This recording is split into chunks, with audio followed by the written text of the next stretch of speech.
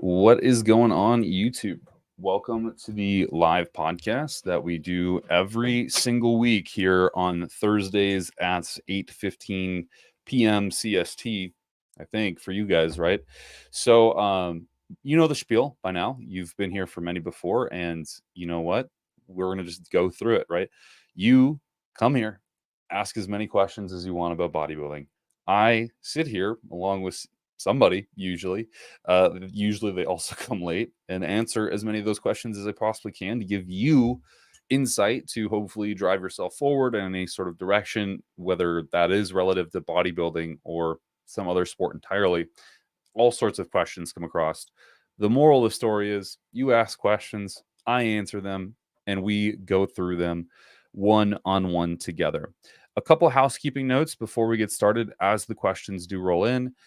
I really appreciate the support lately on the channel. It's been super helpful. I spend a lot of time, a large amount of time, making sure that I can get videos out daily, making sure that I have good edits, making sure that I can create like really foundationally different videos. And it's been awesome to see you guys support the journey. What's going on, Adam? Cool. Hey man, what's up? Not too much, homie. Just started the live up like literally 1 minute and 30 seconds ago. So Fantastic. don't really have any clean questions coming in yet. How have you been? I've been good, man. I've been good. Just like I was saying on the Discord, we've got quite a few clients in prep now, which is always fun. But yeah, been super busy with that. I mean, Cat's prep's getting to the part where it's getting very shit, of course. Same with the other guys, and yeah, I mean that's what I always say to people. Like, you also say it too, and I quite like it. Like, embrace the suck. It's gonna happen at some point, and that's why I've kind of been telling them, like, you know, if it wasn't shit at this point, then like you've not mean enough, basically. Right. And that's something that you have to push through. Yeah, it's tough, dude. It's interesting right now. I don't know about you, but I have like I would say 6 or 7 clients competing in November. Like it's like November is the time frame for all the show. October, November. Yeah. I have 2 clients going to the amateur Olympia. And then after that, it's like November is like every weekend is just like slammed packed. I'm just like, oh my God, dude, it gets hectic. It gets hectic. And you always feel so bad. I always feel so bad, man, when people are on prep because I know what it's like. I'm just like, I'm sorry, dude. Like, I know it's not fun, but it'll be over soon, you know? I feel bad. Yeah, and I agree with you. I agree. Like cutting calories at the last point, I feel like I'm inflicting harm on them. But, yeah, exactly. Like, fuck, I'm so sorry. Let's look at Kat, dude. She's going fucking crazy, bro. Like this shit is unreal. I mean, those fucking dude, the hamstrings, like what the fuck? The shoulders, the triceps, like she has separation down the like center of her tricep, which is fucking crazy. And then like the complete glute hamstring tie-in just already like nearly fully visible. That's just nuts, dude. That is fucking nuts. Like I was joking with her if she's interested, like we could grow and do figure, but she likes wellness. But like her upper leans out quite quickly. Dude, I'm amazed at how fast this like transformation. I mean, it's not like night and day, right? But like it's in a handful of weeks for a female getting this lean. That's like unique as fuck. Usually it takes females quite a bit longer to get this lean. No, she gets lean really fast, and like I have a lot of data. Like that's why I like this prep. At least I like the thing it's gone quite smoothly because I have a shitload of data on her. Like she's done, we've done lots of cuts together. She's done like a mock prep before, and one thing I always noticed was she gets lean very, very quickly. Like when she did her last 12-week deficit, people thought she was competing again because by the end of it, same thing, she got super lean. So most individuals or most females that I coached, we do go for longer preps. Like natural females, we're talking 25 to 30 weeks plus sometimes. Enhanced females, again, this does vary, but I would say a minimum of 20 weeks plus. I think her prep was like, the initial part was like 16 weeks. 16 weeks, and she's going to be ready early. So yeah, a lot quicker. I think even like honestly, one of the main concerns for her might just be that she's like almost too lean, and you need to spill her a little bit on show day. You're correct. That, to be honest, that is exactly the plan, in the sense that I'd rather her come in, because we're doing multiple shows, right? So I'd rather her come in too lean for the first show, get feedback and go, you're too lean, and then just spoil her a bit and come in softer for the other shows, than the opposite, because we're doing back-to-back shows. Be like, oh, you have to come in lean, and be like, fuck, how do we lose more body fat and peak at the same time? Like, it's just no. So that's kind of what I try to do with everyone, is come in, get ready early, so we can practice like maybe a mock peak or two. And then my preferred, like, quote unquote peak week is literally just to refeed people and hold them about at like 90%, 80%, before they spill, and just hold them there and just slowly just add some, carbs if needed, then really manipulate anything. And I find they got lower cortisol levels because they're less stressed, they're not worried about stuff. We've dropped steps in cardio, and we kind of just cruise into the show. I mean, yeah, if you're like a 300-pound guy, there's obviously a lot more variables that can crop up. Some guys have issues with water retention, etc. But I kind of find that works best with most individuals than, throwing a Hail Mary backload and hoping that the physique just comes to life. Like, doesn't happen. No, I agree with you. What's been shitty this year for me is I've had a lot of like classic competitors, and then that means like you have to make a weight cap. So it's always shitty because I want to do a linear load, but then it's like they have to make this really stringent weight cap. So it's like you have to fucking, you do have to Hail Mary it, and like, all right, like let's fucking, we have 8 hours to get in 600 grams of carbs. So, let's do it. See what happens. Yeah. It gets hectic. Thank you everyone in the comments. What's up? What's up, Devil Dog? What's up, Sebastian? Jose asks, what are some tips or supplements that can be useful for people that have been diagnosed with rheumatoid arthritis and want to continue lifting weights? Really good question. One that pops into mind for me, well, there's a few. One, collagen peptides, I think, is something that full stop can be helpful. Not necessarily as like a preventative, like it's not going to be treatment, but it's sort of more preventative maintenance, so that you aren't losing any collagen synthesis at any point in time. Pairing that with like 1,000 milligrams of vitamin C as you dose that. And then on top of all of this, I would have most people take boswellia extract at like 200 to 300 milligrams twice per day. And those are the things I typically go for. Yeah, look, from a PD side, I would say, if I can expand the question to there. Look, this one is a little bit controversial, but like we know, MPP can promote synovial fluid retention, basically retention of fluid in the joints. And I've, again, with a lot of clients who do have joint issues, experiment with a low dose, like 70 milligrams per week, to see if it's given some benefit or relief. And I found with quite a few clients, they do report to me, hey, again, could be 100% placebo, right? But have reported to me, hey, joints feel a little bit better, training goes a little bit smoother. So if they don't experience any anxiety or negative effects, and typically we don't at such a low dose, I actually like to include that. The other things I think help too is just growth hormone in general. Increasing systemic levels of IGF-1 increases cell turnover and repair. So it's not directly affecting your joints, like, oh, you take GH and your joints going to feel better. But I would surmise over the long term, I think GH can help with joint issues a bit. And then, I think, Colton, you pretty much covered most of the supplementation that I typically recommend. It's kind of tough because, like, most of the supplements, I mean, people like, some speak about like glucosamine and things like that, but the research is like kind of hit or miss on it. Where I think they even did like studies on glucosamine where they took a bunch of athletes, and it was more so their perceived. The problem is they were talking about their perceived, joint connective tissue distress, where they just basically, I think, just basically interviewed them and said, like, what your pain perception, and most people on like glucosamine and a few other different supplements with similar studies said the same, where there wasn't a perceived or tangible difference. So I am quite skeptical, but at the same time, I always say to individuals, take it, experiment with it. If you are feeling that you're getting a tangible benefit from it, continue onwards. If not, don't. Other than that, PD related, I mean, I don't know if it would specifically help with arthritis. We know that for specific joint and tendon issues, sometimes using peptides, BPC 157 and thymosin beta-4 TV500 can work. I don't know in the case of arthritis if it would specifically help, because you basically just at the site where you inject it, creating angiogenesis, formation of new capillaries, which can promote healing. I don't know if it would help with arthritis specifically. And there's one other medication, I always forget the name, but I always remember the medication simply because one of the side effects is potential blindness. And it's a really strong medication that can be used for joint issues. I'll try to find it if I remember it. I did have a client once use that, but we discontinued it simply because, yeah, like literally one of the side effects is you can go blind, which is obviously not That's not ideal. Uh, good. but yeah, that's typically a way that we would approach it. But at the same time, lifting in itself can improve arthritis itself. You know, like I say, I think one of the preventions for osteoporosis for elderly individuals is actually lifting. And the only thing I think I can mention would be maybe in your anabolic protocol, this is assuming this is for male, is using other antibiotics which promote collagen synthesis, things like Anavar, things like Bodybuilding. Again, is it going to be a massive difference?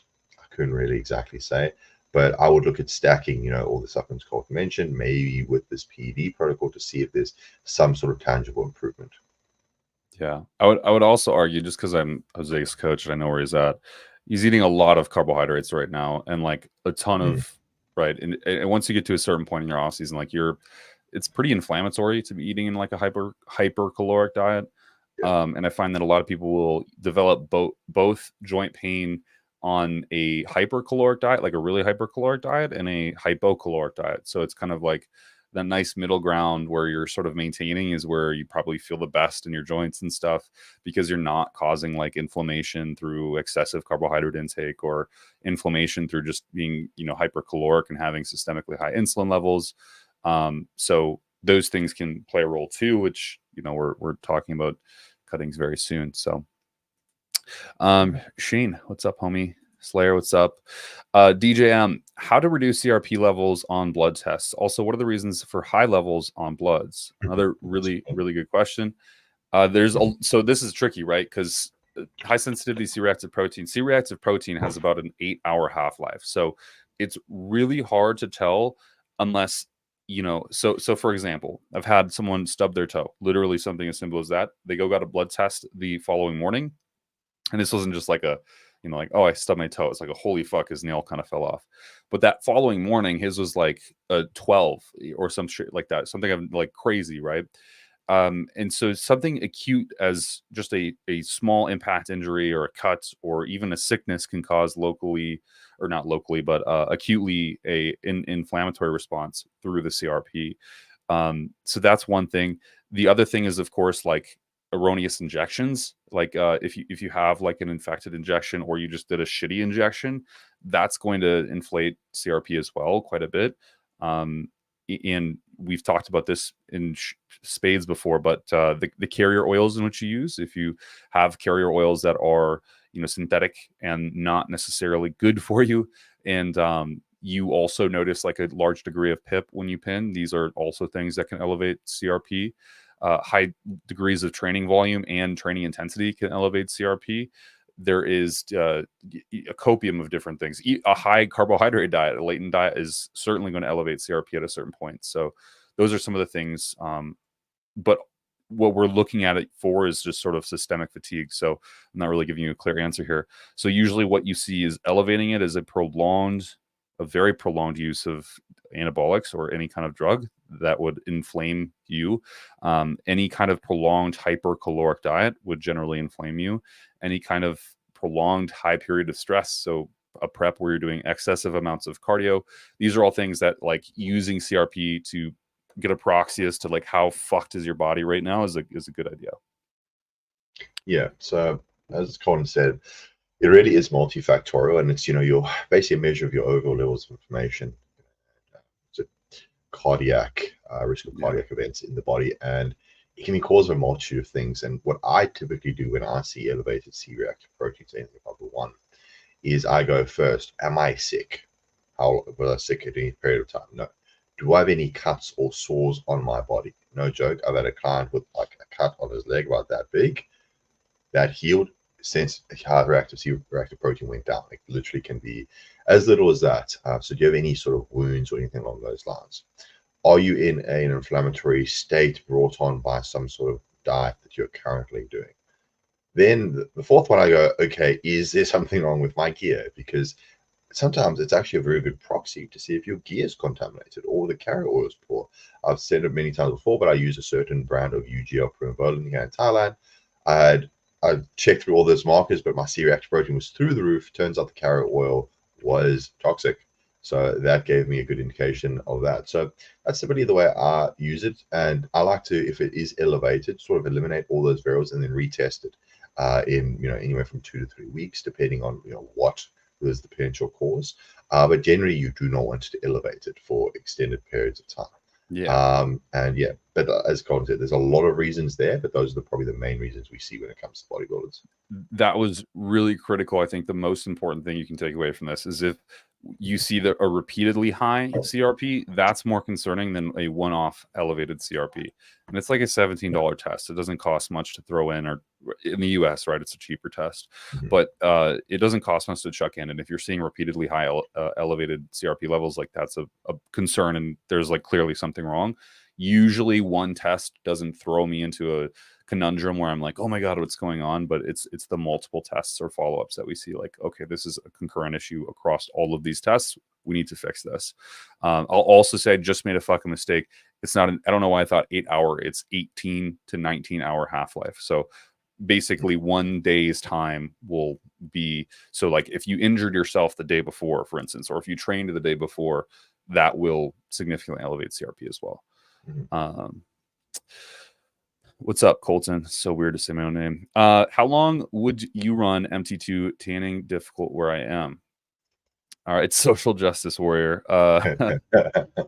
Yeah, I mean, I wrote a whole article on this. I'll put it in the I'll link it down below in the comments or in the chat. But what do you think, Adam?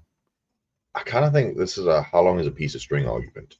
Or try the question, and I'm not trying to be annoying here, but realistically, like, as long or short as you want, as long as short as it takes you to get tan. Like, what is your goal with writing banana tan? Are you looking to get tanned? Or are you looking to suppress appetite? That's an off-label use that I've had people in prep use, make you a bit nauseous, reduce your appetite. What exactly are you using it for? There's also a few other off-label uses you can do. I mean, one of the side effects too is random erections. I did hear of an individual being like, I can't get Cialis, I'm going to use melanotan. And I was like, I don't know if that's exactly going to work the way you want it. But so it depends what you're using it for. But genuinely, I find, at least with clients who use it, the dose seems to be quite individual. Like, depends on your own level of melanin in your skin. Like, are you an individual who tans easily? Are you super pale and it's difficult for you to tan? Then you might have to increase the dose and increase the amount of sun exposure. But like, it's very difficult to say. Like, I've had clients who have taken it consistently for like 2-3 weeks every day and slowly built up their tan because it was difficult for them to tan. Then I've had clients, or like Kat is a good example. I can talk about her, where she took like the tiniest dose and got like black, and we realized, well, she doesn't need that to tan. She basically changed ethnicities. So yeah, it's quite individual what you're trying to get out of it. But I would recommend, a dosage. So I think. I can't remember the exact specific dosing to remember. I think it typically comes in like 1 to 5 milligram dosage amounts, and then I would take anywhere from like 50 to 100 micrograms, if I'm correct. I could be off on that. But what I would typically do is start low and then get a bit of sun exposure and then build up to tan that way, assuming you're using it for tanning purposes. If I recall, to be honest, I haven't used it in quite some time. Yeah, I would say the goal is to use I would say it's start heavy and slow. So maybe for 2-3 weeks to build up your tan, you have like a heavier dose in whatever that means for you. I have the protocols on that document, but a heavier dose, and then after you've acquired the darkness that you want, you can start to wean off into like a maintenance dose, which can be as little as like twice a week injections or something similar. And then that's usually just about fine for another 4 to 6 weeks. The problem that I typically see is when people use it for, like, I've seen people from Australia use it year round. I don't know why you guys, like, I've talked to so many Australians. I know a lot of people use it year round. It's funny. And it's like, it's weird because I know the color. Like, it's not like a strong tan. Yeah. It's like I can almost pick it out because I see the guys and I can just tell a melanotan tan versus like a natural tan. But yeah, a lot of them use it year round. blasting like a vial a Yeah. week or every other week. It's crazy. It's wild. And I'm like, I don't know if that's a great Yeah, idea, but I think, yeah, getting the tan that you like and then maintenance dosing it for quite a few weeks is probably good. I say I wouldn't probably go over 2 to 3 months in time just because of like the precariousness of long-term use. We don't really know what happens. Like there's obviously mm, some like erythropoiesis that happens when you use it. And mm, so you have to worry about red blood cells. So if you're not doing your like lab work, you don't yes, see that happening. yes, Like that's a big concern. But beyond that, I also see like a weird discolor, like you just said it perfectly. Like mm, the tan doesn't look like after a while, it doesn't look like a natural tan. Like it looks like a doesn't. off-colored tan. Some people like myself, I used it for like 2 weeks. I didn't get fucking tan. I'm like, cool, I'll be a ginger and I'll be tan. I turned fucking purple, man. Like I was not tan at all. It So has a you'll see a weird lot of people reaction who sometimes. yeah, turn purple. They'll get dark spots. Like certain people have different melanocyte density within parts of their skin. So like, Yes, I have yes. this one girl competitor take it, and she like developed large blotchy black spots on her like abdomen and shit. And I was like, that's not fucking ideal, and so Mm-mm. I just typically don't recommend taking it for a long time because of those kind of abnormal things. Shay Harlow asks, how long does it take most guys on average to go pro in men's physique? Well, I have no idea, man. I have Yeah, I no was gonna say idea. take this with a bucket of salt, but I can't remember someone telling me or pulling up some statistics where I think it was reported that the average bodybuilder, so I don't know if this includes men's physique and bikini and those other divisions, but it's 10 years. Mhm. And that's really, again, how long's a piece of string question, because I have, friends who've like competed for like 2 years and then turned pro. I've got friends who took like 10 years to get their pro card. For people who've been competing longer than 10 years who still haven't got their pro card. So 100% individual genetics and like how much you're dedicating to it, because like if you try, some people are trying to go pro, but like they have other jobs which interfere with being able to bodybuild, and slows their progression. Some people have a lifestyle jobs conducive to bodybuilding where they can dedicate everything to it, so it really depends, man. Yeah. Yeah, I mean, I have one client like Andrew who is going to be competing at the Amateur Olympia, and he's hopefully going to make the classic physique cap. Hopefully, the dude just fucking it's stupid. Like his genetic proclivity for this sport, it's like he was perfectly built for bodybuilding because his response is so fucking strong on like the smallest doses of everything. He'll stay as full as a house on a ton of food on a little amount of food. Like it doesn't matter. Um, in his situation, 2 3 years at most. In other people's situation, 10 years, 12 years. I've seen people who've competed 15 years, made improvements, but just never actually gotten a pro card. And it's tough to say.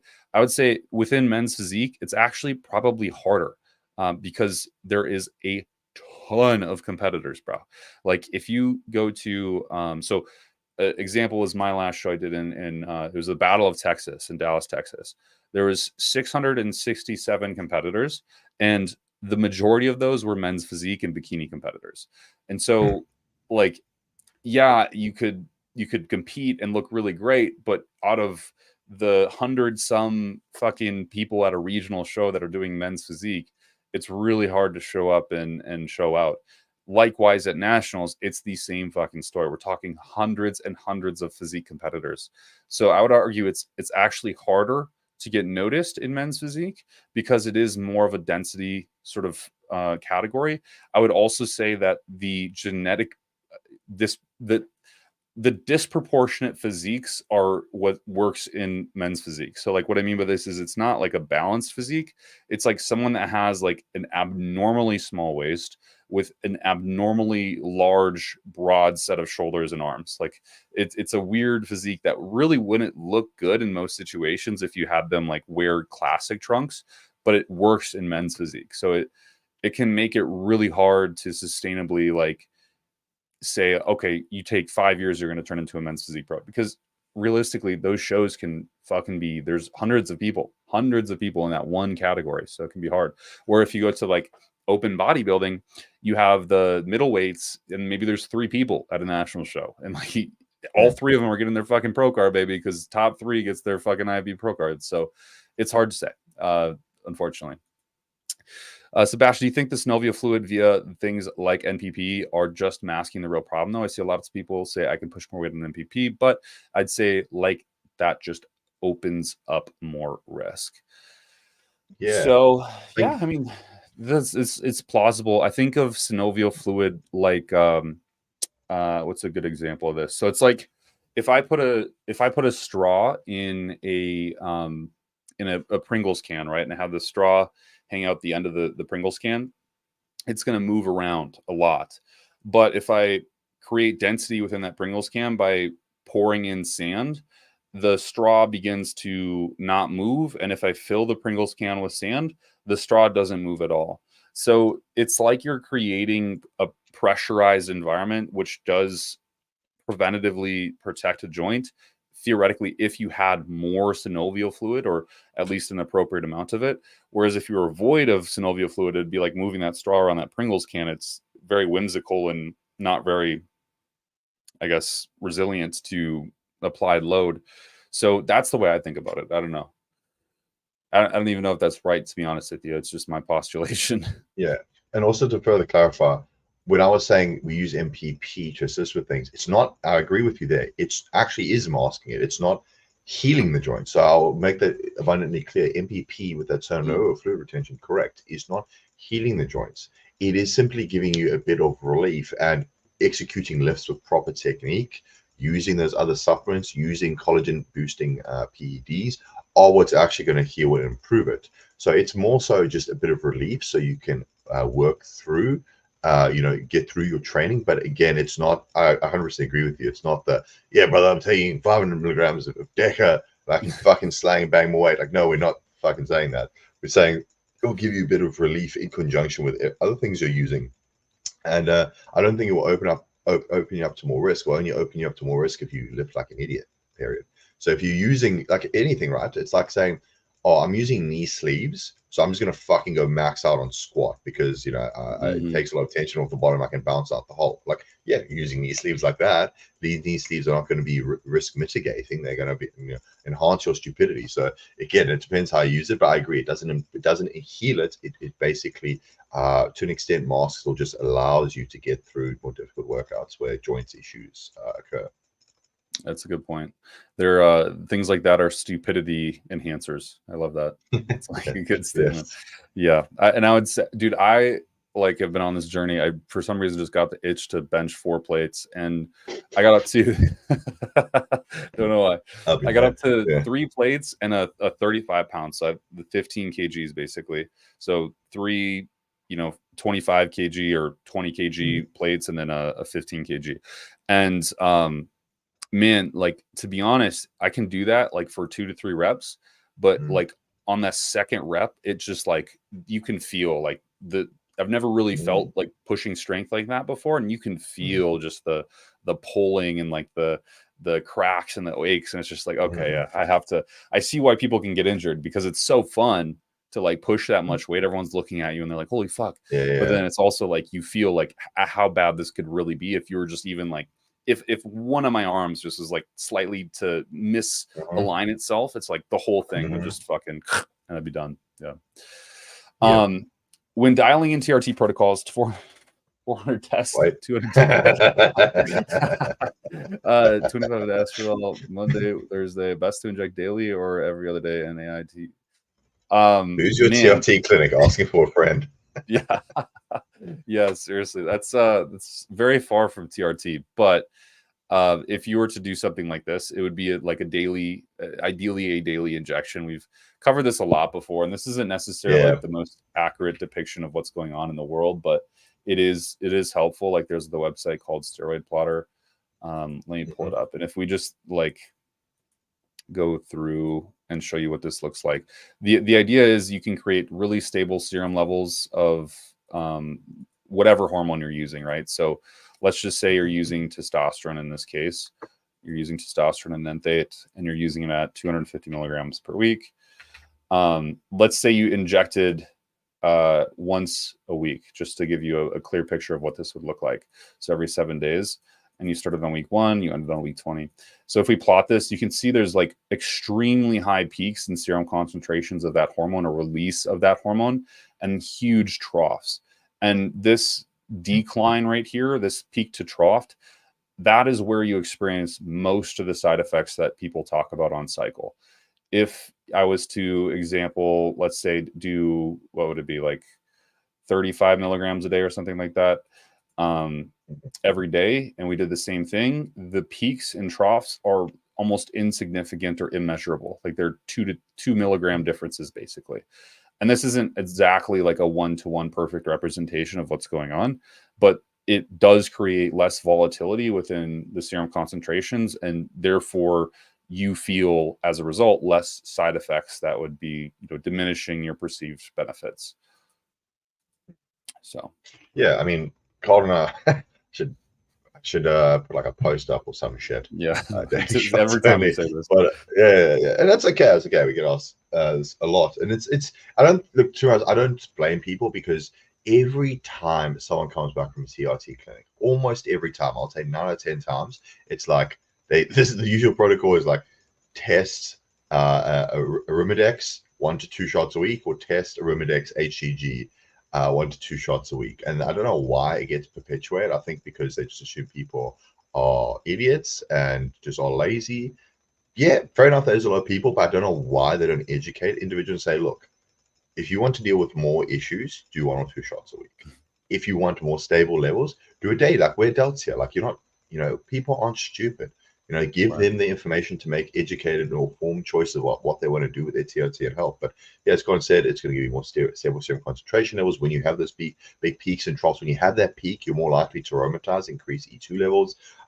As Colin, you mentioned before, like the area under the curve, you could theoretically get more out of that dosage because you are experiencing a higher peaks of concentration levels for longer periods of time. So in other words, it's not like a big peak, then you have that trough, etc. Yes, the average dose is still the same, but you have a lower, you don't have a high concentration in your system for longer, I would argue with that. So there's a multitude of benefits for that. And also, let's say you miss a shot, right? If you're doing 1 shot a week and you miss it by like 4 or 5 days, or even like half a week, which happens to people when you're only doing a shot a week, that will seriously affect your hormone levels. Where if you're doing 7 shots, a daily shot, you miss 1 macro shot, doesn't really matter.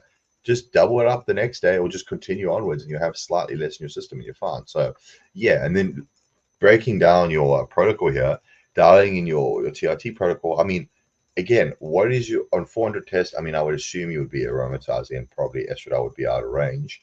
Would anastrozole, I don't know. I personally prefer exemestane or aromasin, being a suicide inhibitor. I find that leads to more accurate estradiol levels when it comes to dropping it. I find people kill their estradiol usually on Arimidex. That's a bit of my own personal preference. I would find a way to try and not use an AI if possible. Not that AIs are the devil. I rather use them selectively, like for short periods of time, rather than running them year round. So I find it's very easy for people, again, to crush their estradiol with AIs. And then the 200 deca, I mean, yeah, again, this is more a question of cycle design.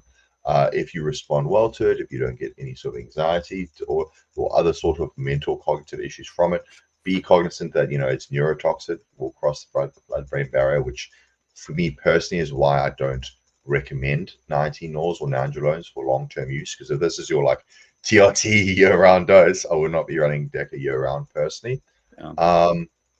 Yeah, and then again, with DECA 2, you would have to potentially look at something like prolactin, which can be an issue in individuals. And then you can use cabergoline, but the problem with cabergoline, it's associated with a lot of heart and other cardiac issues. So again, that's not something you want to run long term. So long story short, I would assess what you want to get out of this, if this is true TRT, or you just run a cycle and go from there. Yeah.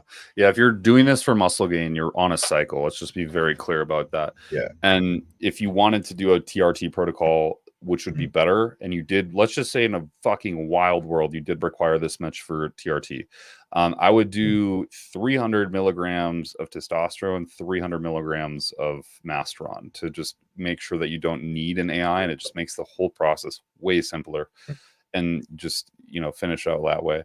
The anastrozole, like Adam said perfectly, it pales in comparison to something like exemestane because it is suicidal. Therefore, you don't have like, let's say you misdose an anastrozole, you forget to dose it, then you have all these bound up, basically aromatase enzymes that are now going to be freed, and then you have a copium of aromatization happening within a few hours.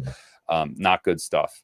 And also, again, consequentially, using the DECA long term is just never a good idea. I don't think so personally. I think, you know, for a season or for, you know, a phase, it's fine. But like using it for over a year, if you're using TRT like this, that's ridiculous, to be honest. So yeah. Z Dub currently on 500 mgs of test, 400 mgs of DECA. God damn it! Would titrating up to 1 gram test get a mass? Wait, sorry. To get massive, be the go. I don't know. You're not like. Here's the thing, guys. We can't just say like, "Go ahead, buddy," because like I don't know who you are. Like, you can't just like get our approval and do these things. I want to make that very clear, right? But yes, more drugs would work more better. So theoretically, yeah. Just edit that part and just there's all the information I need. Okay, I'll give you a proper answer. Question would be, it depends. Personally, we go for a model where we only titrate PEDs as needed. In other words, if you are growing at an appropriate rate, let's say approximately 1 to 2% of your total body weight per month. Okay, that's not a hard and fast rule because you can also recomp. Okay, if certain, I guess, circumstances are in place.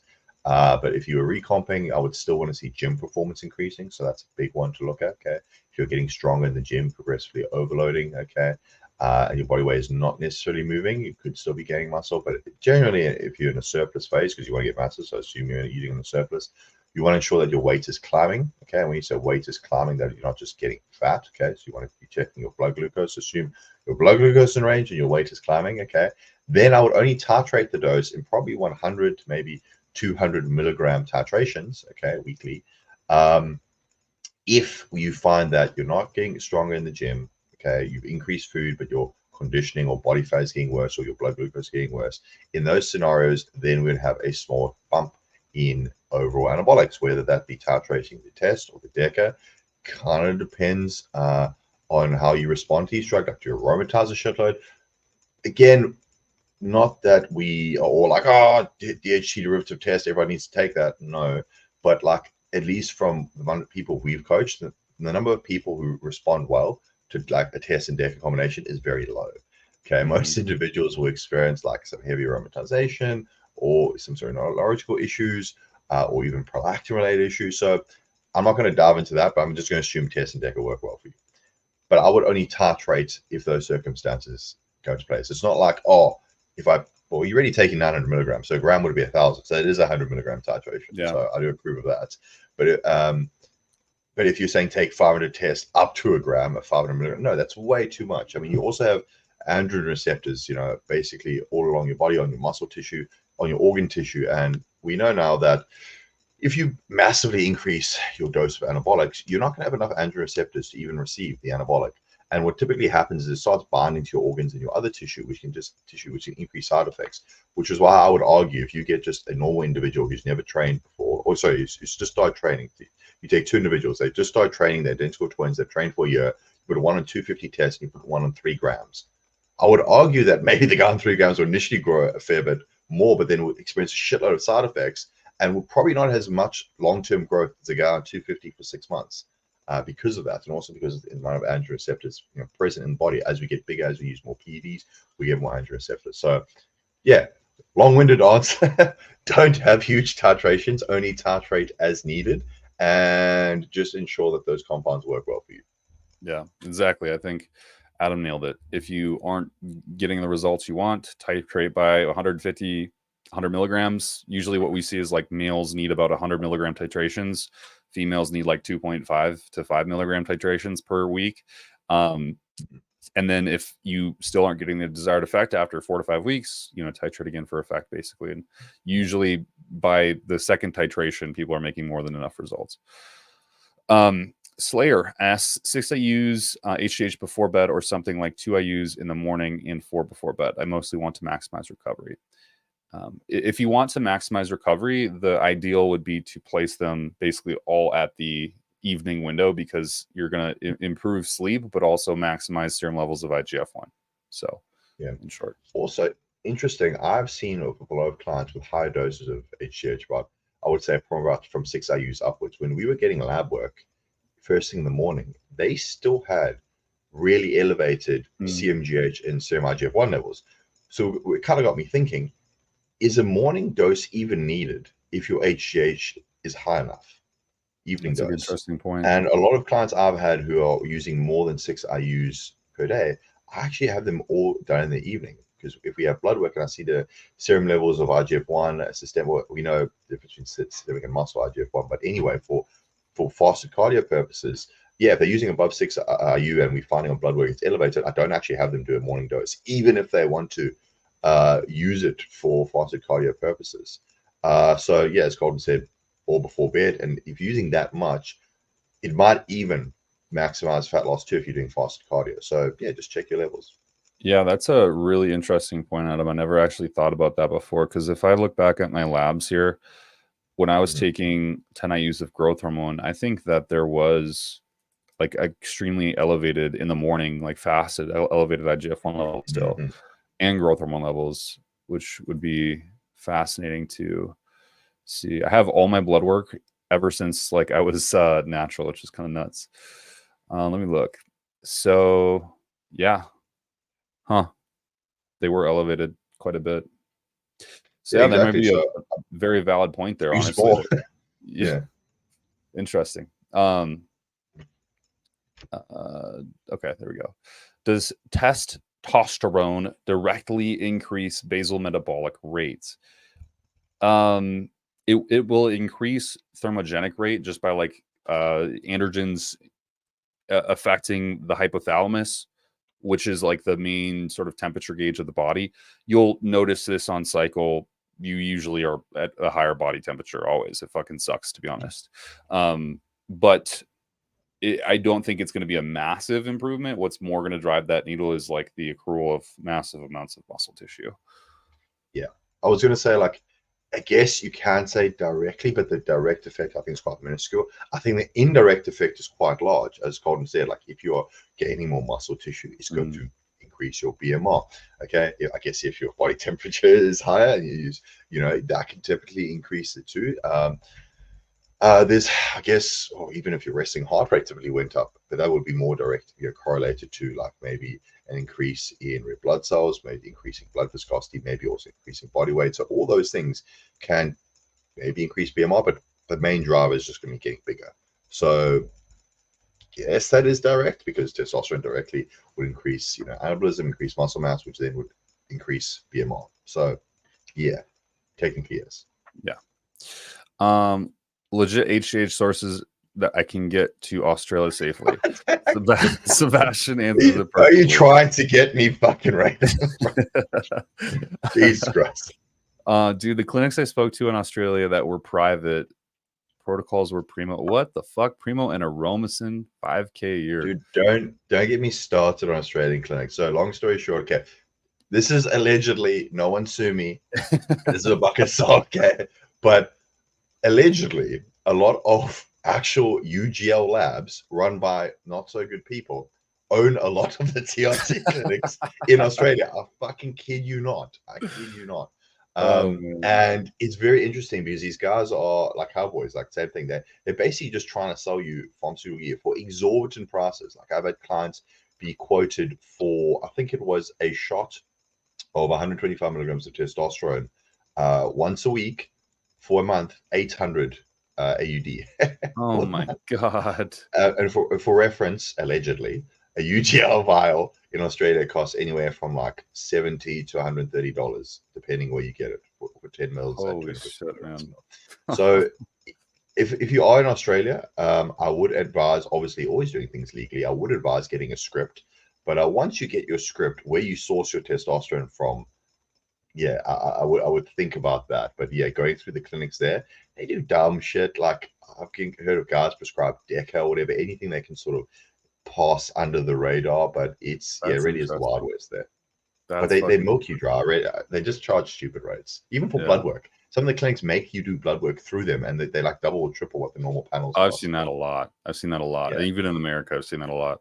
There's a Boston Lloyd when he was a background. He revealed this clinic that was in Florida, and it was basically Mhm. just a UGL operating as a TRT clinic, and Yeah.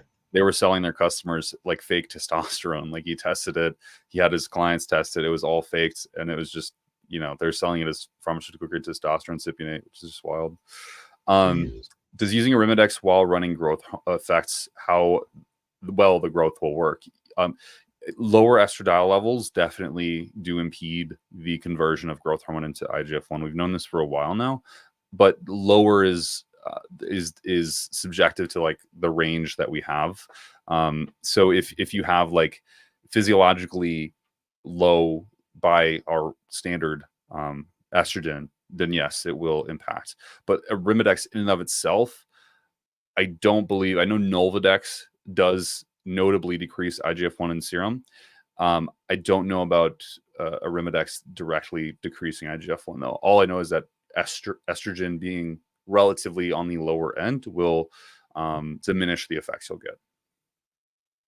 So that's the 2 cents I have. Shane, have you heard of people injecting into the calves with? Yeah, it's a low priority muscle, so scar tissue is easy to reach. So, um, yeah, I've heard of it, and there was a big criticism on fuck, I can't remember the bodybuilder's name. Maybe you guys chat, you guys can remember it, but he used to pin his fucking he used to pin his calves, and you could see it on stage every time. I actually did it once, and once and only once. And this is, I have cerebral palsy in my right leg, so like it specifically affects my like calves, right? So my right calf is astronomically smaller than my left calf. So I was like, well, I'll balance the two out. I'll pin, a CC in my fucking right calf every now and then, and it'll look bigger. Fucking worst mistake I've ever made in my life, right? You're right. It's a muscle that's very out of the way, a low priority, if you'd like to use that word. So it doesn't matter if you develop a ton of scar tissue, but in the fact that it's a low priority muscle, it's very sensitive. It's very sensitive. And one small prick, bro, and that shit's, you can't walk for a fucking week. It was miserable. And then the oil itself, like every step you take, you feel the oil like deposit in your fucking calf as you move up and down. And you don't really think about like how much you actually utilize your calves as you walk throughout the day, but you realize it when there's a fucking milliliter of fluid in your calf, and it hurts like a bitch. So I personally don't recommend it because it can go so wrong so quickly. And once it's wrong, you're kind of stuck with it for a good week. So that's my 2 cents. I don't know if you had any experiences. My car wasn't big enough to inject, so I've never tried. But yeah, dude. Look, kind of what I say with all injection sites. If it's a muscle, it doesn't have a lot of like large arteries or veins there which you can typically hit. Try it. I mean, shit, Yeah. you might be the individual who enjoys it. Like, again, it's kind of hard to say. I've spoken to hundreds of bodybuilders, and I've all had guys occasionally say, yeah, I really enjoy pinning lats. Some people hate pinning lats. Calves is more rare. I have heard a few people pin calves. I've heard of people pin their chest, their delts, their rear delt, their trap. If there's a muscle, you can inject it. But I would usually say try and ensure like not a lot of nerve. I mean, it's hard to determine nerve endings, but you can definitely tell what tissue is, I guess, more sensitive. But a lot of try get less sensitive tissue. Try get tissue that it's easy to reach. Try get tissue that doesn't necessarily have a lot of veins or any large arteries there, and then just try it once and then see how you go. Yeah, no, it's a good way to go. Like for me, a lot of people like doing their glutes or like the other muscles. I don't fucking know. Delts is a great one. I hate fucking doing it. It goes wrong every time. I love my quads. I love my lower quad, like towards my knee. And that's like everyone's like, dude, holy fuck, don't do that. Yeah, I love it. that's I've right. never had any issues, Yeah, exactly. never perceived myself well. Another one, traps. Everyone's like, dude, fucking traps are crazy. I can reach my traps easily. I can pin them and it doesn't fucking bother me. Like, I don't know what it is, but for some people, I've had them try traps. It goes absolutely fucking horrible, super sensitive, welted, all of it. You know, but I'm the same way in my delts. Like I'll get big bumps, I'll get swollen, you know what I mean? So everyone's a bit different in that capacity. But fucking calves, dude, I would probably just I would not mess with it. What's up, homie? Appreciate you being here. I tried bending biceps, which I guess is comparable in size, and it does not go well. Lots of nerve endings. Yeah. I say triceps are pretty easy. Biceps are probably just one of the ones you also need to be very, very cautious of, because as Sebastian, like there's just tons of vascularity in this musculature. And if you fucking, I don't know if you ever hit a vein, guys, but that shit sucks. Yeah. I mean, you say that, and then my friend / videographer, who's also a bodybuilder here in Thailand, Lars, he did 1,000 milligrams of carnitine in both biceps. Oh my God. Don't fucking ask me how. That's crazy. Oh my God, dude. I'd be stiff arming that shit. I'd be like walking around. Like he's like, oh yeah, it wasn't too bad. I was like, dude, what the fuck? He's like, fine. I mean, he is German. I feel like every German dude I know is like, dude, they're psychopaths. Fucking extreme. They're psychopaths. They don't give a fuck. Nick P, thoughts on sugar from fruit juice? I feel like we ask these questions every week, which I love it. It's fun, guys. It's so funny. Like OJ, it's good for proxies and what to cover on social media. Seen Stan efforting athletes drinking OJ and yogurt shakes. So yeah, I have my clients do the same thing. I think Adam has his clients do the same thing. It's pomegranate juice, cranberry juice, orange juice, you name it. Like it's critical for one, high density of micronutrients and all of those things, right? Like because it is a concentrated form of a fruit, so you get a ton of micronutrients, but also very easy way to get your carbohydrates in if you're struggling on a bulk. And it comes with the benefit of having some digestive enzymes too. So there's like multifactorial reasons why that might be beneficial. The issue lies with most people thinking that fructose is going to give them like fatty liver disease or cause some sort of impedance within like metabolic function. And that's true, given that you consume a copium of fucking fructose. Like you have to consume so much fructose, so much that you literally clog up, if you want to use these terms, like the fructose kinase pathway, which is pretty damn hard to do. Like I don't know the exact number, but like in studies that they've tested this, like they're feeding animals like a disgusting amount of fructose, like something none of us could stomach here. So if you're eating, 2 cups of fucking fruit juice a day, you're not going to be, busting down the doors to death's gateway. Like you're fine. So yeah, and also we're saying that like we talk about actual fruit juice, not shit where it's like 2% fruit juice on the bottle and basically a bunch of other shit that I usually say like try get fruit juice with a lot of pulp for additional fiber. Try get ones that's actually 100% fruit juice, and I also just be wary of like acidic fruit juice. Not that you can't drink it, but if you're in a surplus, you're drinking like I don't know, half a gallon, okay, that's going to really cause a lot of stomach acidity, which can lead to, get a bit of gastric distress or what's called a bit of heartburn or acid reflux, which you don't want. So usually I say like try use non-acidic fruit juice or just balance it out. But yeah, fruit juice is great, dude. We use it all the time on surpluses. Yeah, I think it's essential, honestly, for some of the guys that can push like I'm one of those guys that can push like 6K calories easily. And it's like when you get to that much rice, dude, it just fucking sucks. So like throwing in some juice is a really nice reprieve.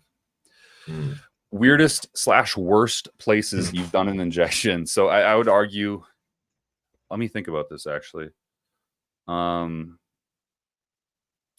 Yeah, I would argue it was my calves. That was probably the for sure the worst place I've ever done an injection. I pinned my chest a lot because I used to see Tony Huge doing it. So I was like, well, I might as well try it. So I pinned my chest a lot, which was weird because it's always like you're just literally stabbing your chest, and that's kind of a weird sensation because your heart's there. But that's probably the weirdest I've gone. Yeah, I haven't done any really weird places. I'll say the worst for me was chest too. It was same thing. I felt like I was stabbing myself, even though technically I with all the other spots. But I didn't enjoy it at all. I think it was just sort of for me a sensitive area to inject. And then I think Derek from All Place with Nate spoke about it ages ago, but he was like, choose the spot, which obviously is the most comfortable, but also the spot where you least would want, or rather wouldn't mind tissue getting cut out of. And I don't know about you, but I don't want shit cut out my belts or my chest or anything like that. Yes, follow proper injection practices so that you mitigate that risk. But I always think to myself, well, If I get some tissue cut out, yeah, glutes or a bit of quad will be fine. Delts or chest, hopefully not. So that's the way I Yeah. think about it too. Yeah. This is a really good question. Hey, Felipe, what's up? Yeah, what's up, Felipe? Carpal tunnel on 5, I use a growth hormone. Splitting the dose AM PM helps? Question mark. So this is my basically problem solving kit when it comes to this problem. And then Adam, you can give me yours. Basically, Yeah, I'll split the dose up, kind of like you suggested, into smaller microdosing throughout the day if that's necessary. I'll move to every other day shots. So the second operation would be moving to, let's just say you're doing 5 IUs a day. It would be 10 IUs every other day as opposed to 5 IUs per day. And then lastly, adding in potassium. Nicholas was specifically the one that cued me in onto that because he tried it and he said it like reduced his carpal tunnel effects pretty drastically. And then someone else mentioned it too, but I don't remember who. So that's kind of the one thing there. Yeah. So the other thing I also would do to add to that is taurine can basically help with water regulation. Yeah. So basically taking 5 grams of taurine daily can assist with that. As well as you mentioned, potassium, which is basically just ensuring you're having enough electrolytes. Outside of that, unfortunately, there's not too much you can do. So usually I put that all in place. But to be honest, man, if you keep increasing the dose, it's gonna keep getting a little bit worse or keep being there. So you can only really mitigate it. I haven't heard of anyone come up with anything where it's like, oh, I've got no carpal tunnel running 10 IUs. Like, I haven't heard of anyone yet. I mean, if I do, I'll let you know because that would be fantastic. But you can mitigate it with those things. But to a point, you're kind of going to have to just deal with it, at least for what we know. Yeah, biology doesn't give free lunch, so it's going to fight back a little bit. Mr. Colton, if you want, if one wanted to have a more in-depth conversation, do you offer? Yes, I do. So there's 2 options. One, you could come onto the Discord and we have 3 tiers. The third tier would give you like direct access to me, like one-on-one texting. The second option is on the website's Blood Built coaching. We do have access to like all of our packaging for consultation calls and all that stuff there. So myself and Adam, so you can reach out to us on Instagram or go to the website and use those to find out.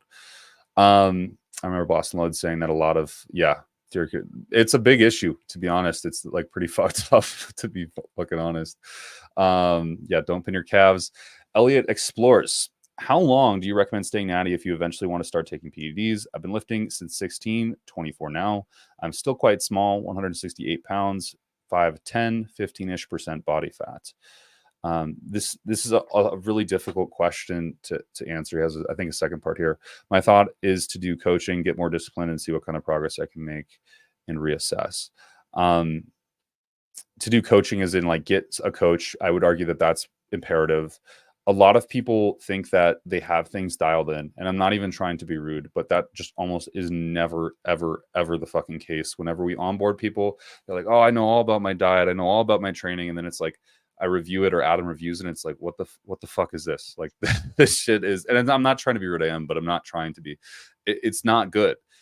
So arguably, I think getting a real depiction of what like a super appropriate and dialed in diet looks like, what a super, super dialed in training periodization would look like for you as a human being, that's critical. And then once you've gotten those things and you've checked those boxes, then you would be set. Like you have we talked about this last week, actually, how like you can hire someone to condense all their years of learning into, a year of working with them, for instance. And so you condense all that person's information, failures, and past experiences with clients. You then leverage it, and now you start taking pharmacology. You're that much better off to begin with. So that's personally how I would do it. I would also ensure that you're taking the proper precautions. So you're doing like genetic testing to see like if you have pre-existing genetic deviations that would lead to you having like heart risks, cardiovascular disease risks, things like that. Alzheimer's, really important. Then I would do organ imaging if you can on your kidneys and liver and heart, just to see if everything is normal there. Again, just to ensure that like you don't already have an enlarged heart or you don't already have liver cirrhosis. And then do labs, see where your baseline levels of hormones are at. And then from there, A-okay, right? You've accumulated the knowledge of training, nutrition, and all the things that you can do to leverage success. You've checked your health to ensure that there's nothing that's consequentially going to stop you in 2 years' time. Then execute. Yeah, I think, that's a really good answer, dude. I think There's a lot of ways to look at this, and you've just covered all the things or precautions you want to do, prior to starting PEDs. In fact, I think you join our Discord, I'll post it in there. But we have a private video that I basically did a seminar for Yeah, our it's a good coaching video. group, where I did a 1 hour basically thing of what Colton said, a longer version of what Colton said about all the precautions you want to take for PED. So there's that, the precautions you need. Then the other aspect of it, as Colton said, and this is not to insult anyone, because even myself, I didn't have things optimized from the get-go. Even now, I can still improve things. But working with a coach, and it doesn't even necessarily ask any knowledgeable coach, right, will allow you to get all these variables dialed in, also get you used to doing blood work, whilst you're natural, tracking your training, tracking your nutrition, because all this stuff gets accelerated when you're on PEDs. You're no longer just looking after your diet. You're no longer just looking after your training, no longer looking after your supplementation, but now you have to consider your PEDs and the related side effects. Now you have to consider your blood work. So it becomes a much greater endeavor. And I say to individuals who are natural and who are considering it, if you are barely ticking those boxes as a natural, come on, dude. You're not going to suddenly start taking tests and like, okay, now I'm going to start tracking my weight. Oh, now I'm going to start tracking my calories more. Oh, now I'm going to start getting blood work. Like, no. So what I say is use working with a coach as a trial run, okay, to sort of get used to, because like, this is just us, I guess, plugging us a bit. Okay, we are very meticulous with metric tracking. I have a lot of metrics that I track with most of my high level guys. Okay, this is less so the lifestyle guys, but more so the competitive guys, or the people looking to really develop this physique. A lot of metrics that they track, and if you're unable to track those metrics consistently, you're hell not going to have the consistency to do your blood work, mitigate side effects, do daily shots, etc. So do that to learn how to really optimize, all aspects of your diet. And then if after, as Colton mentioned, you've done all those checks when it comes to your health, then consider, using a small dose of testosterone, again, under the supervision of a coach, and or hopefully a clinic which, can give you actual pharmaceutical stuff. And that typically is the best way to go, because again, many individuals will just start pitting, okay, and then run into issues later on, whether it be financial issues, whether it be side effects, whether it be genetic predisposition they had and they didn't know about. And then what do you do from there? Then you have to unfuck yourself. And I hate to say this, but like, that's when a lot of people contact us, when they really are fucked, or rather experiencing issues, and then we have to unfuck them and then do it. And then the feedback I often get was, oh fuck man, I wish we hired you guys earlier. And it's like, again, this is not me just trying to shill our coaching, because a lot of good coaches out there will do the same thing. But rather say that you can avoid a lot of these mistakes, because no one knows everything. We don't know everything, but what we can say is we leverage off each other. We leverage off the people in our community to give you a much better or more informed result. It's like the difference between saying being in a room alone, being like, hey, this is my plan, versus being in a room with, educated people who, have your best interests at heart, who, have experience with this, who can then come up with a plan that's going to work better for you. So excuse the speech, but this is something that we do come across very frequently. Yeah, I think it's so critical. And I don't want us to like scare you away from using PEDs. I think it's a great lifestyle if you can do it appropriately and you realize the risk involved, and you're okay with that. It's just that so many people get into this without any depiction of what they want out of it. And they don't understand that there's also going to, with those things, come unwanted results too, cognitive effects, physically like appearing different on the outside. Like I told people in the Discord, they were talking about how our voices have changed after using certain amounts of gear. I told people to go back to the very first video I posted on this YouTube channel. I won my Natural Pro card and I made a video. I look like an entirely different human being. I sound entirely different. The gear has changed like my morphological features as well as like my voice.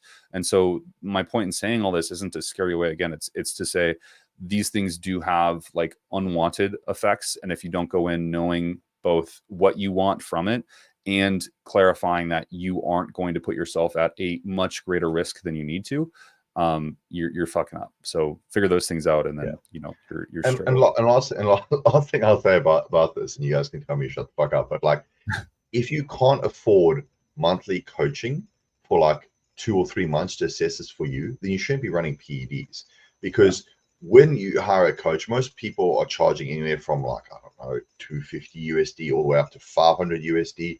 Greg Doucette's 2,500 or something like that per month, or whatever the fuck he is. Okay, but the point being is, if you do run into issues, okay, like you're getting maybe gynecomastia, or you're getting significant hair loss, you know, even if you're getting issues with your heart or cardiac issues, which I've had people come to me before, all those issues are going to run you in medical costs way more, okay, than 300-400, you know, USD a month. In addition to that, you might say to me, well, Adam, I'm in Australia with Medicare or something like that. Good luck finding a doctor where you tell them that you take PEDs, that they're not just going to tell you, just get off PEDs, you'll be fine, or you're on PEDs, you fucked. Because finding a doctor in a lot of those systems, okay, are going to be very, very difficult. Going to be very, very difficult to, you know, sympathetic to. Not that you can't, I definitely have. All I'm trying to say to you is that the investment cost, because I'm biased because this is what we do, but I generally think the value that we give for what we charge, I think is pretty astronomical. The fact that you can contact us basically 24/7 and have someone guiding you through every single aspect. I mean, that will save you so much money in the long run, as opposed to winging it yourself. You know, just winging it yourself and hoping, oh shit, I'm not going to get side effects from this. Because again, most of the time when the guys come to us and they do have issues, it costs them a lot of money. Like have guys, you know, having to get multiple sets of organ imaging, guys who have to get, you know, pretty complex pharmacological profiles. I have a guy now, you know, he's an awesome guy. And unfortunately with it, he did actually have a previous coach, but unfortunately the guy wasn't super knowledgeable, and it basically screwed up his hormones, and he had cystic acne all across his back.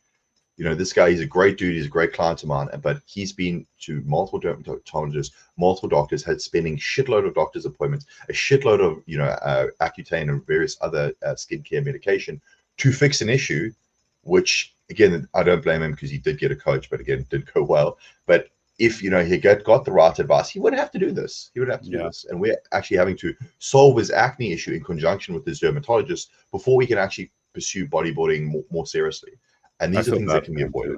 He's a really motivated kid, and yeah, he's a legend. And he's working his ass off. But I feel and I feel bad for him because he did do the right thing. He did hire a coach. Unfortunately, I don't know, his coach cannot interpret blood work because his hormones were really out of whack. But these are things you can avoid.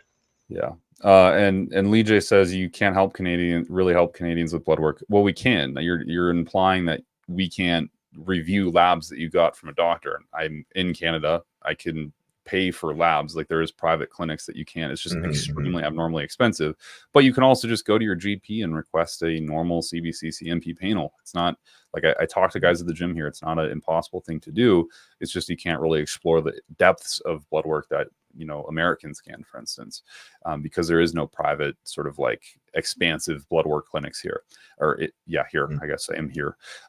But it doesn't mean that we can't look through those things and leverage them to your benefit massively, because the GPs here aren't educated, and they're just going to be like, well, take this fucking, like Adam said, take Accutane, take this fucking, you know, blood pressure, take this SGLT2 inhibitor, take, you know, and just start throwing the medical board at you, and then you free healthcare. So you just pop these fucking pills and, you know, Jesus Christ. And they refuse it. You have to keep trying, man. It's free healthcare. Use the system. I don't know what else to tell you. But anyways, yeah. Anyways, I could talk about that a lot. Like it's free healthcare. You not every doctor is going to be a great doctor, especially in Canada, because most of the it's communistic as hell out here. So anyone can become a doctor as long as they do the prerequisite information. You have to find the right doctor. And it's going to be really hard. And you have to explore and talk to people in your gym and see what they're doing, or talk to people in the industry. I can't do it because I'm not, unfortunately, a Canadian permanent resident. So I don't have like the free healthcare options. So like I can't just walk into a clinic and say, hey, give me these things. I have to go through a different route. But you absolutely get private labs in Canada. There are no private pathology clinics. There is. I've got lots of Canadian clients to get me blood work. I do believe there is.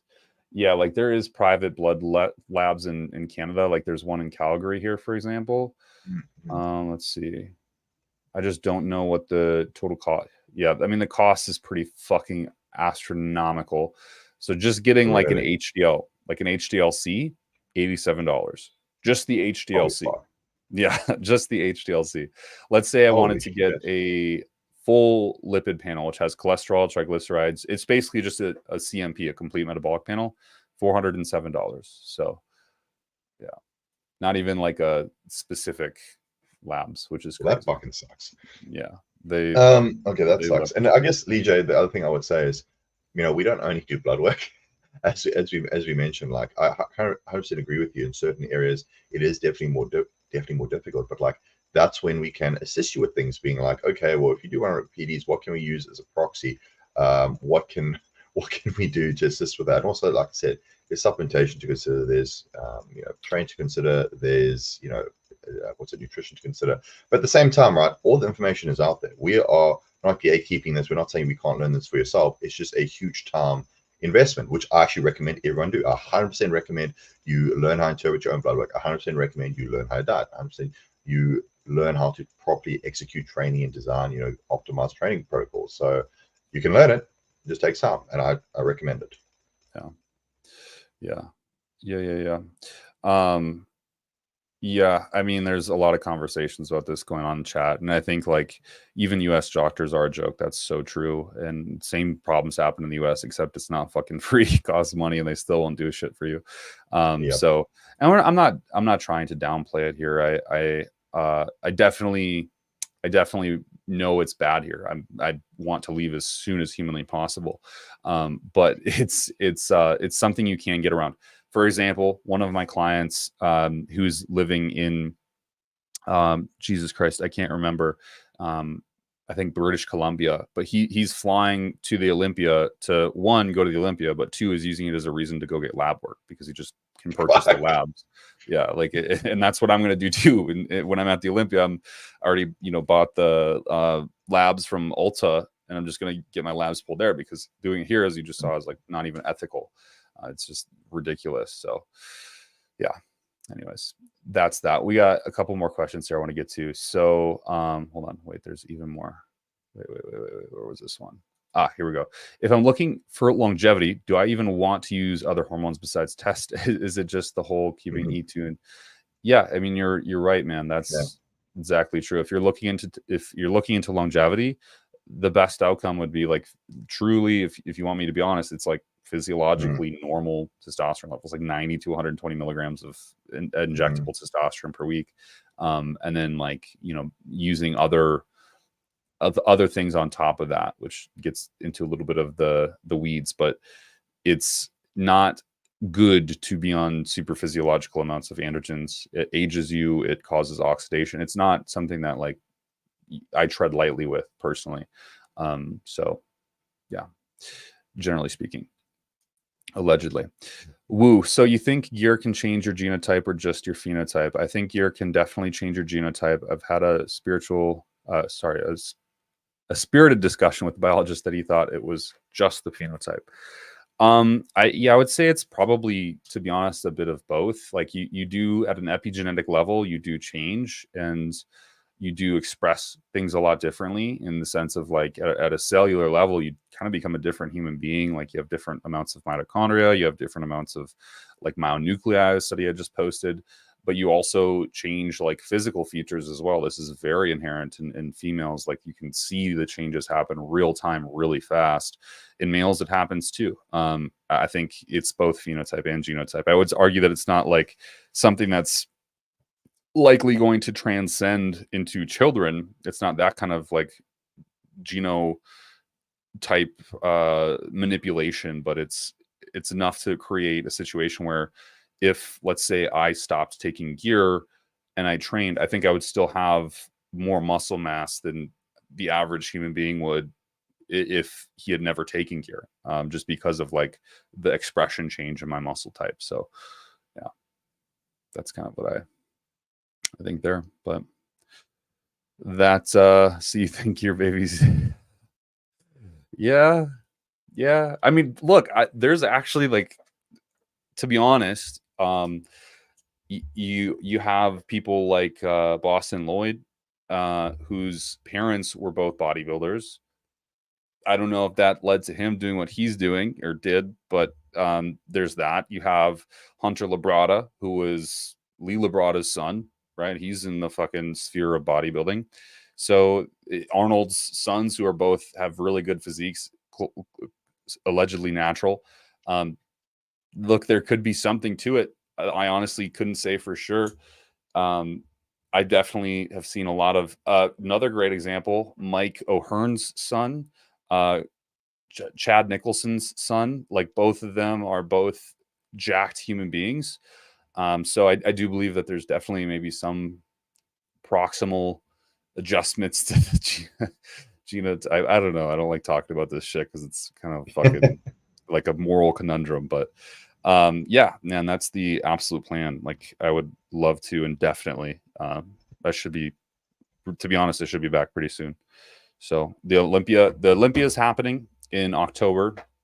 I'm going to that. Then the fuck, what is it called? The Jesus Christ. The Swiss convention is happening in November. I'm going to that. I was invited to that, and it's happening in Canada. And then December is Christmas, and I wanted to like go around Minnesota and see some old family. So we're gonna try that shit out. The new digital nomad visa looks nice. Yeah. As well as just being able to get a 60-day visa upon entering. That's pretty fucking baller. How's your visa going, Adam? Oh, it's good. I'm actually on that 60-day one because I went to Kuala Lumpur, and I do apologize to any Malaysians, but it wasn't the funnest experience there. We did meet some cool gym owners there, but it's a country where PEDs, I believe, are highly illegal. Getting blood work was kind of difficult. I didn't try to get blood work there. I was just speaking to some other bodybuilders there, and they say it's very restrictive. So a bit difficult there. But anyway, long story short, like, yeah, I did re-enter and on a 60-day tourist visa at the moment. Interesting. Kind of on topic, but do you think there's any reasoning behind bodybuilders seemingly having a higher rate? Yeah, we've talked about this before. I think Steve did like the biggest deep dive out of anybody with Yes.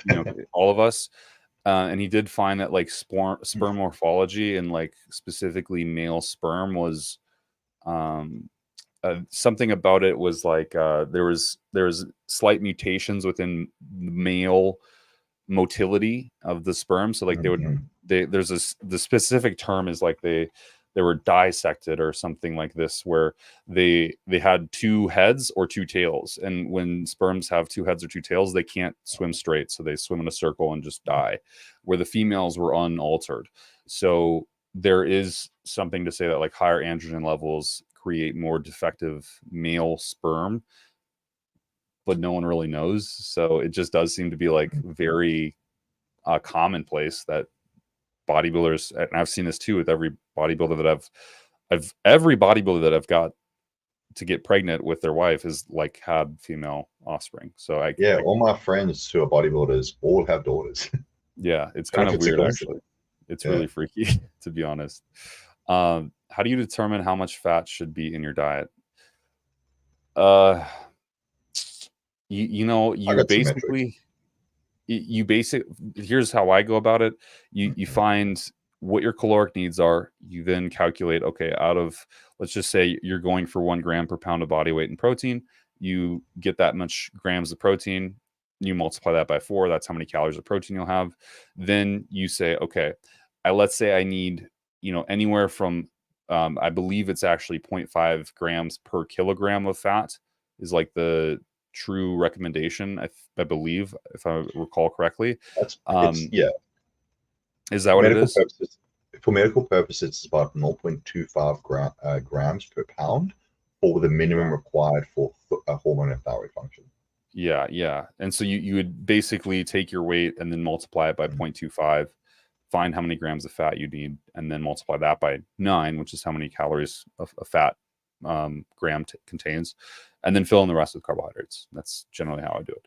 Yeah, that's the short answer. The additional nuance there would be like, are you natural or enhanced? If you are natural, I would take that minimum 0.25 grams per pound, then basically adjust that maybe up depending what labs look like and also how you feel. So some individuals, like, that will be way too little fat for them and they'll feel horrible and they won't feel good. Their lab work will show that for natural individuals, and I'll slowly creep that up.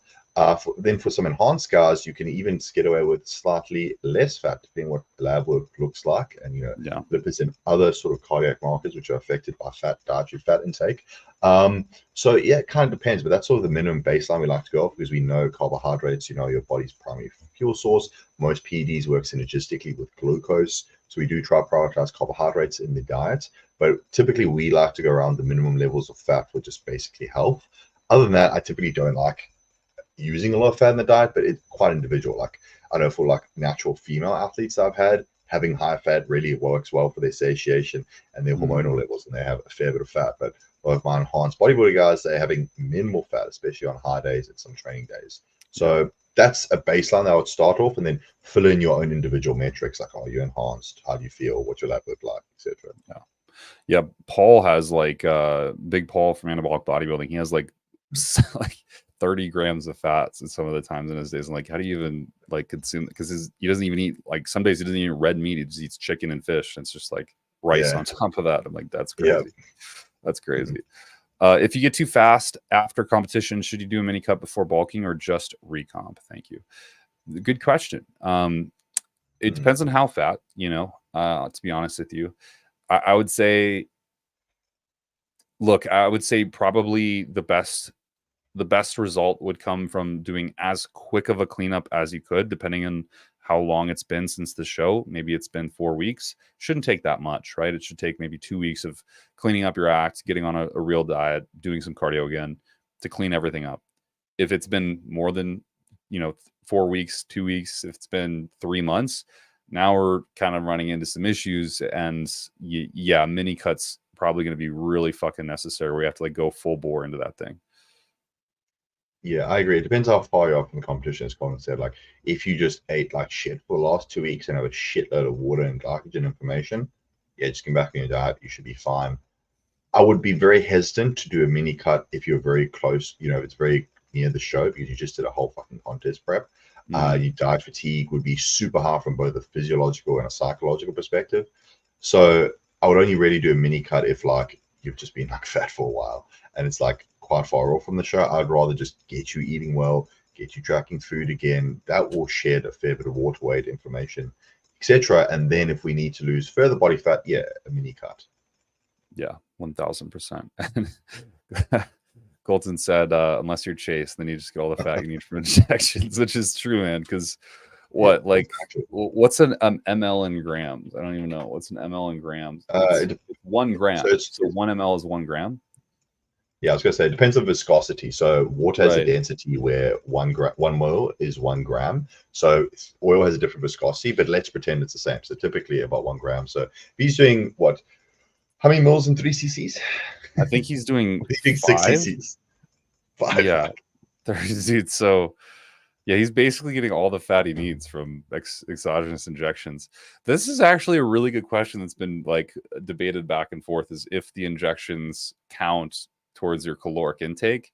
And it appears that they actually like do in a like the metabolic pathway does have the lipids ending up in your blood serum at some point, at an endpoint, which is kind of crazy. That's what I recall, at least. Not saying that's set in stone, everybody. This is allegedly. Yes. Any thoughts on SLUPP332? I'm never heard of it, to be honest. To be very fair, my rule of thumb, and I was just talking to a client about this, my rule of thumb with any compound is if it doesn't have 10 years of human clinical research, I usually won't touch it, because I don't know the long-term effects, and it's obviously not safe to use within human clinical trials. Like, I probably won't be using it. Let's see. It's a compound which is potently non-selective estrogen receptor modulator, an agonist. I was going to say, I've heard of this, but I think the only studies we have are on mice with this. I remember looking into this a while ago.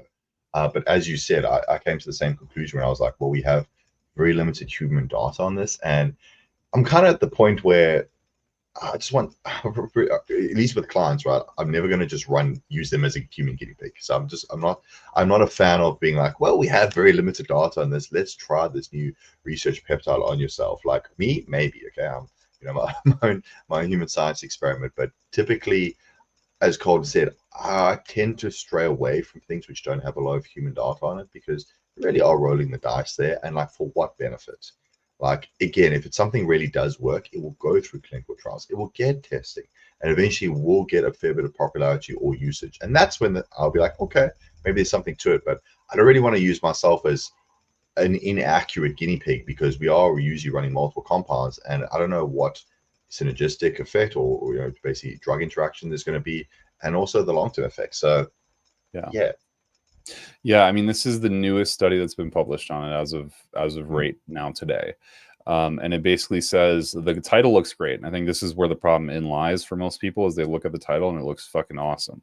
And then they usually scroll down to the very last sentence, and an estrogen receptor related orphan receptor agonist with exercise mimicked activity holds the promise of therapeutic to treat metabolic diseases by decreasing fat mass. But the very last part, in mouse models of obesity. That is so important. So one, this hasn't been approved for human clinical trials. Two, what we're seeing is that it is in mice models of obesity. What that means is they've genetically modified the mouse to be obese. Like, they didn't just overfeed it and make it obese. Like, these are specific, and I don't have the full study access, or I'd show you, but they probably use the specific mice which do already inherently become obese and have visceral fat buildup just at birth. So like, it's not necessarily even close to a one-to-one of like what we would be experiencing from it. Therefore, like, I don't, and I know Dean was talking about this on the podcast. I recognize this. And that's great. Dean talks about it, but I don't really care. To be honest, I don't really care. Because we've seen so many of these things come and go, and it's like new shiny chemical, and then nothing happens with it, right? SARMs, to this day, while still people take them, have not been approved for human clinical use. They haven't even passed any phase of trial yet. So it's like, these things are great in theory, but in application, what do we actually see, right? In theory, follistatin should make us all into fucking giant human beings. It doesn't do that. It doesn't do that. So, it's cool in theory, and mechanism looks great in mice, but we aren't mice, and we're very, very disassociated genetically from mice. So like, it doesn't even have, mice aren't even necessarily a great artifact of what would happen into humans. It's actually like something like 96% of the results found in mice don't translate into humans. So yeah. And this is, and again, this is like not knocking on Dean or anything like that. We're just rather saying that, your question was any thoughts, okay, on the compound. And our thoughts are that I don't know enough about it. I haven't seen enough research on it for me to use it or recommend it. Now, if Dean has done a lot more research on it, which I presume he has, and he's using it for himself, for his own anecdotal experience in collecting it either way, that's fantastic. Me personally, I would rather wait and see. If Dean publishes more material on it or gives more information, I'd be interested in. My thoughts are, I just don't know enough about it, so I can't really give a really nuanced opinion on it. Yeah. Big ups there. Big ups. Do you think we'll ever see, I'm taking multicenteries in the future, see SARMs being more viable than TRT? It's very possible. If you could construct a steroid molecule that is completely selective to the androgen receptor, like to specific androgen receptors, like that would be the pinnacle.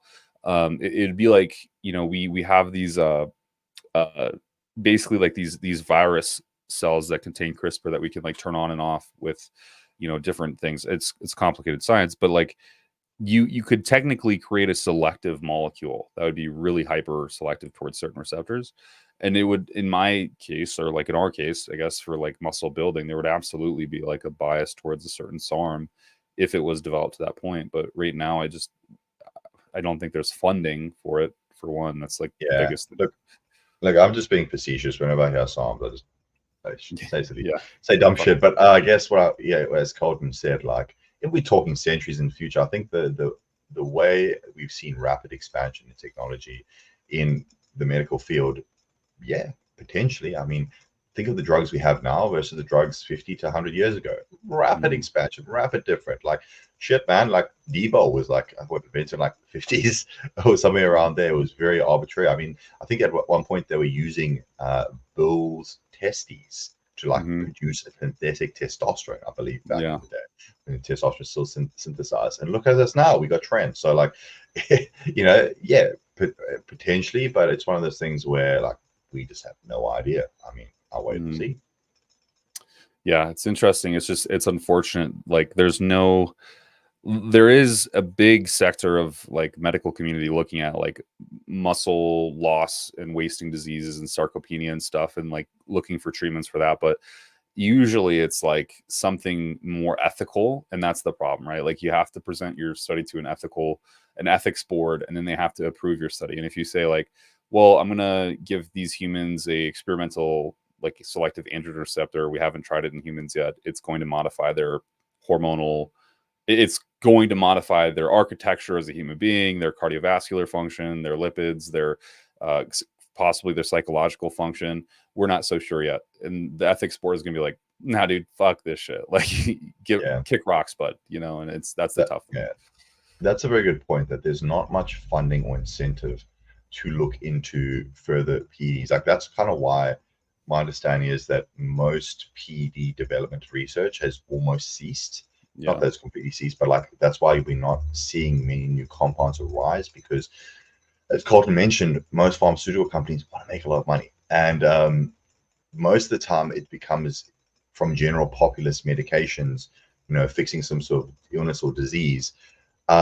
We kind of have testosterone figured out in the sense that TRT, that's solving that sort of illness or stuff. You don't typically see medical companies look into performance enhancement as a main form, you know, because of ethical and even, and I would also argue monetary reasons. Yeah. If anything, we'd probably see a new chemical from the likes of like China or Russia who's probably developing it for their own sporting teams. If we were to see any sort of new sort of PED really develop there. So that's also probably why we're not seeing as much growth in that area there, which sad for me, or sad for us, but yeah, maybe we'll see. Maybe one day we'll see how the enhanced Olympic Games go. Maybe that will. Oh, I can't wait! I cannot wait. Recircumvent the whole study itself. Social Justice Warrior asks, when in the deficit, do you guys track fruit intake? And then he continues, I'm not really counting fruit. I just allow 1 or 2 pieces at night historically. Yeah. So you absolutely need to count them, right? And like the fruit itself matters a lot. Like strawberries, if you're talking about like 1 to 2 pieces of strawberries, like that doesn't fucking matter a whole lot. Like that's like 5 calories. But when we're talking about a fucking apple or a slice of pineapple or a mango, like those things have actually quite a bit of calories in them, like a lot of calories, or a date or something like that. Like that is a copious amount of calories. This is the question I'll say to you. This applies to any food. Okay. Are you consuming more than 50 calories worth of it? Or does it contain calories? Fruit does. Are you consuming more than 50 calories worth? I would argue the third point is, if you are on a contest prep and eating very low food, is it more than 10 calories? Then I would be counting it. So if it meets that criteria, track it. Yeah. Yeah. And like, yeah, if your goals are serious, it needs to be tracked for sure. Carbohydrates do have an impact in your physique. Like it's not like, you know, fiber's a little bit different because there's insoluble and soluble fibers. So that gets a little wishy-washy, but like you entirely are absorbing fructose as a molecule, and it's not going to nowhere. It's absolutely getting absorbed and it's being used. So, yeah, medium-sized apples around 95 calories. And if it just goes up from there, like a banana's pretty much more aggressive. And then a mango's even more aggressive, and dates are like insane. So, any news on any updates on the advanced Olympics happening? They're happening. I spoke to Aaron and emailed him a while back, and he was actually supposed to do a video with me, but then I just didn't want to do it because it was just like it was a whole thing. Like I had to get his team involved. He had to sign like NDAs and stuff, and like he's pretty serious about the shit. So it's not like a little thing. He's looking out for like 10 years from now. Like what is his reputation going to be when he drops this shit? But it is very real, and it's still happening. So that's it's a very real thing. But all right, guys, that looks to be it for questions. I appreciate everyone tuning in. We're almost at an hour and a half, so I appreciate you guys. If you do have more questions, of course, feel free to drop them down below, or tune in next Thursday at this same exact time. We'll be on. Of course, there is our Discord group, which, again, I have to plug because it is such an asset. If you guys aren't using it, like there's still a minimum amount of paid members in there. So you get access to a coach for a fraction, multiple coaches for the fraction of the price of, hiring one on a month-to-month basis. It's not saying it's going to be a one-to-one transfer, but if you're someone on a budget, it makes the most sense if you're needing guidance and you don't have the money to pay $300, $400, $500 per month. So yeah, well, I appreciate everyone. Thank you guys. Have a beautiful evening. Bye.